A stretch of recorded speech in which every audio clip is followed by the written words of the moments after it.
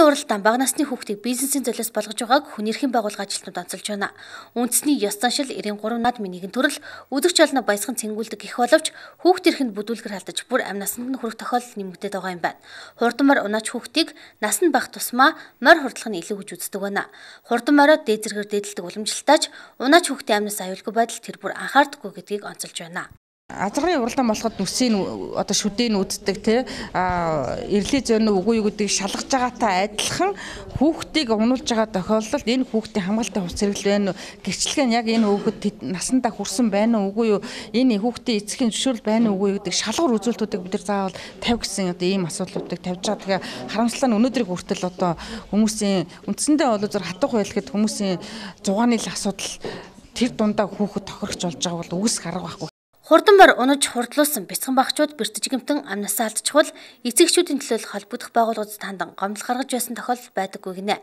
Хурдан морины эзний өгсөн хэдхэн цаасаар амаа таглуулж төрүүлсэн үрийнхэн төлөө санаа тавьсан эцэг их өнгөрсөн хугацаанд байгаагүй гэдгийг хүн эрхийн комисс ажилтнууд баталж байгаа юм а. Эцэг их нь миний хүүхэд хурдан морь унаад ингээд амь насаар хохирчлоо ингээд эд эрхтнэр хохирчлоо гэдэг гомдол бол ер нь гарахгүй. Морь унуулж байгаа хүмүүс хоорондоо хамаа хилцэл хийсэн байхыг үүсэхгүй.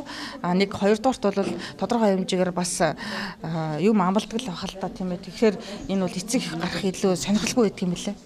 Хатуугүй бол хурдан морины унаач хүүхдийг бизнесийн золиос олгож амнаас эрүүл мэнд эд эрхтнэрээ хохирсоор байгаамаа.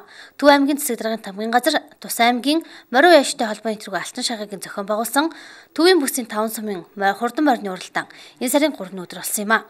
Уул нь бол зохион байгуулагчид 3 насны морьд уралдуулахар төлөвлөд байжээ. Эхний 2 наснд уралдсан морноос 20 гаруй хүүхэд унаж гэмцсэн учраас их насны морьдын уралдааныг зохион байгуулаагүй байна. Гэмц засгийн үндэсний төв манай хүлээн хайрлах тусламжаар бол 6 хүүхэд ирж үзүүлсэн байгаа. Тэрний хүүхэд нь болохоор нэг хүүхэд нь болохоор сэхэн амжилт эмчилдэг эрчим эмчилгээнээс хэвтсэн. Одоо бол тасгруулагдсан байгаа. Бус 4 хүүхэд нь болохоор хүүхдийн засаг буюу хүүхдийн гэмц засгийн засаг 4 давхурд хэвтэж эмчилүүлж байгаа.